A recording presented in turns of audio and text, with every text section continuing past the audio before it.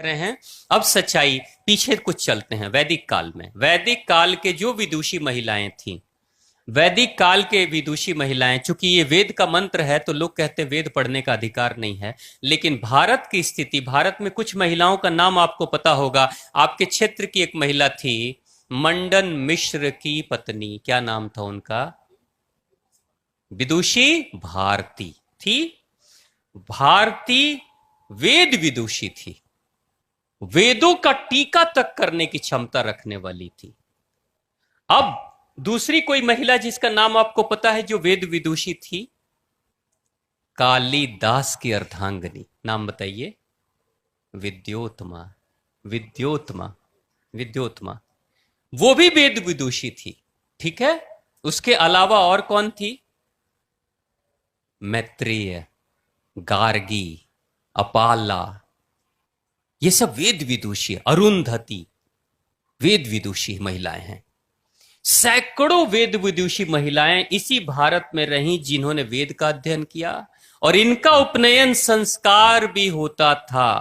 प्राचीन काल के मंदिरों में स्त्रियों की मूर्तियां जो बनी हुई हैं, वहां जनेऊ धारण की हुई स्त्रियां हैं, जनेऊ धारण की हुई स्त्री।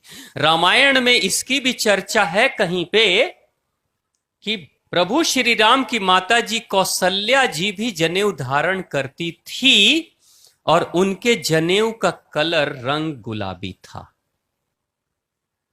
यानी स्त्रियों को भी उपनयन संस्कार करने का अधिकार था, जनेऊ धारण करने का अधिकार था। हमारे प्राचीन ग्रंथ बताते हैं। तो आज के वर्तमान जो कोई भी अगर कहते हैं धर्माचार्य कि महिला का उपनयन संस्कार नहीं हो सकता, इसका मतलब कि आप प्राचीन ज्ञान से अपने आप को दूर करने की कोशिश कर रहे हो। एक तरफ कहते हो कि पुरुष और महिला बराबर हैं, और दूसरी तरफ कहते हो उसको यह ज्ञान लेने का अधिकार नहीं है। इसका मतलब सबसे बड़ा भेद तो आप ही कर रहे हो।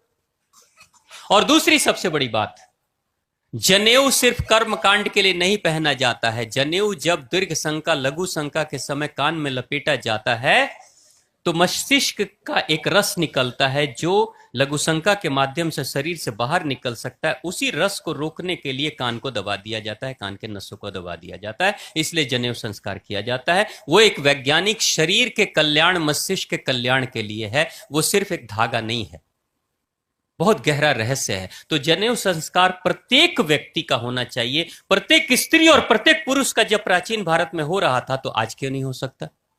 सबको होना चाहिए। अब रही दूसरी बात, महिलाओं को गायत्री मंत्र पढ़ना है नहीं पढ़ना है, तो सबसे पहले इस भारत में गायत्री मंत्र का प्रचार करने वाले कौन हैं?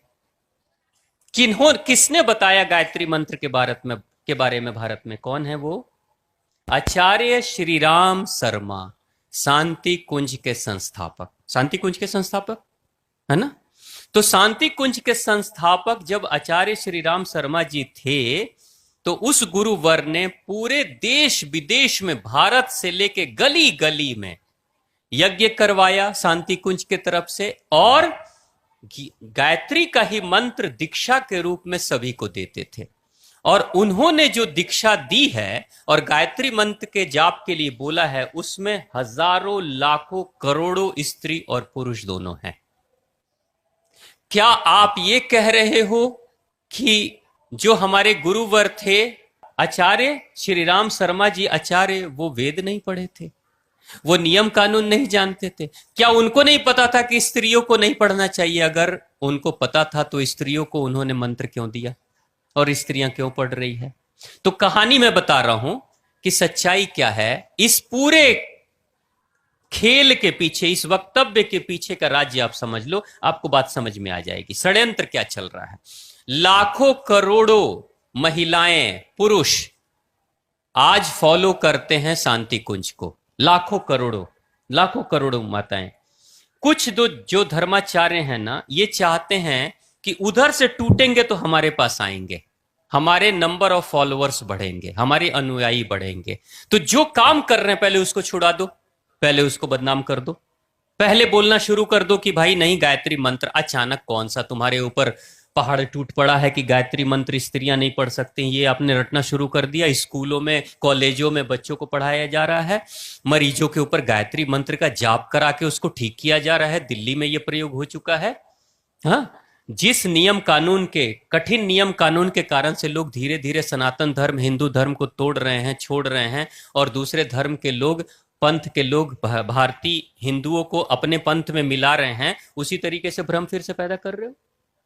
तो यहां कहानी गायत्री मंत्र की नहीं है, यहां है कि गायत्री मंत्र जैसे स्त्रियां छोड़ेंगी तो उसके बाद स्त्री कहेंगी अब बताओ किसका करें। तो अपने अपने जो अनुयायी बनाने के, जो भेड़ चाल रखने के लोग हैं ना, ये कहेंगे अब मेरे पास आओ, मैं तुम्हें बताता हूं। यानी कि अभी के धर्माचार्य क्या कर रहे हैं, ये समाज के किसी बड़े युग पुरुष के काम को धोने की कोशिश कर रहे हैं। यानी आचार्य शर्मा जी ने जो लाखों करोड़ों का जो अभियान तैयार किया पूरे विश्व भर में, उस गायत्री पीठ के कार्य को धूमिल करना चाहते हैं, तो याद रखिएगा, आज आप किसी युग पुरुष के कार्य को धूमिल करने की कोशिश कर रहे हो, कल आपके कार्य को भी कोई दूसरा आएगा धूमिल करके चला जाएगा, है ना। तो कहीं कोई भेद नहीं है, बिल्कुल पढ़िए, खूब जम के पढ़िए, स्त्रियों को पढ़ने का पूरा अधिकार है, कोई दिक्कत नहीं।